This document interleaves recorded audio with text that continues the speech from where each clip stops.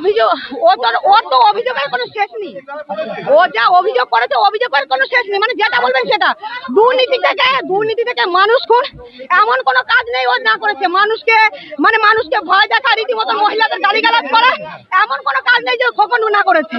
প্রত্যেক সময় মানুষকে যে পরিমাণে আমার হাজবেন্ডকে খুন করেছে আপনারা সবাই জানেন। 2024-26 এপ্রিল আমার স্বামীকে নৃশংসভাবে খুন করেছিল।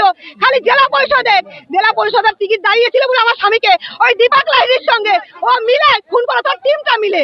তো আজকে কদিন আগে আপনারা সবাই জানেন যে 12 তারিখে আমাকে যেভাবে আমার উপর হামলা করেছিল, আর ওর টিমটাকে নিয়ে, আর ওর বাড়ির পাশে যে মাদ্রাসা ওইখানেই ওর সবকিছু। আমি চাইছি সিবিআই তদন্ত করতে। ওর কিছু ছিল না, ওর এত সম্পত্তি কোথা থেকে আসছে? এত সম্পত্তি আসছে কখন? ওর মানুষ খুনের থেকে নিয়ে আমার হাজবেন্ডকে খুন করেছে। আমার হাজবেন্ডকে সুখদেব বিশ্বাসকে 2024-26 এপ্রিল আমার হাজবেন্ডকে খুন করেছে। আমি ওর বিচার চাই, আমি দ্বিতীয়বার ওর তদন্ত চাইছি। আর ও আমাকে রীতিমতো আমাকে যেভাবে আমার নোংরা ভাবে আমার গায়ে টাচ করেছে। ওর যে টিমটা আছে মুসলমানদের নিয়ে, আমাকে একটা হিন্দু মেয়েকে বলছে ছোট জাতের মেয়ে। ও বলবে ছোট জাতের মেয়ে। আমরা ভারতবর্ষ অবশ্যই আমরা সিবিআই তদন্ত চাইছি। ওর সম্পত্তি কোথায় এত আসলো কোথা থেকে?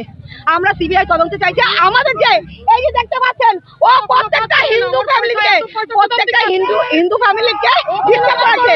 আর আজকে এই যে মানুষের ভিড় সব ওর বিরুদ্ধে কথা বলছে যে ও কি তাণ্ডব না করেছে এমন কোনো হিন্দু বাড়িতে।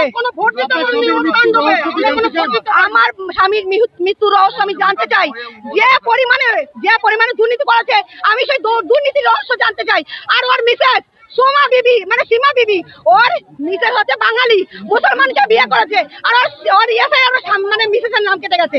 তা সত্ত্বেও উপপ্রধান কি করে থাকতে পারে? আমার নাম শুক্লা বিশ্বাস।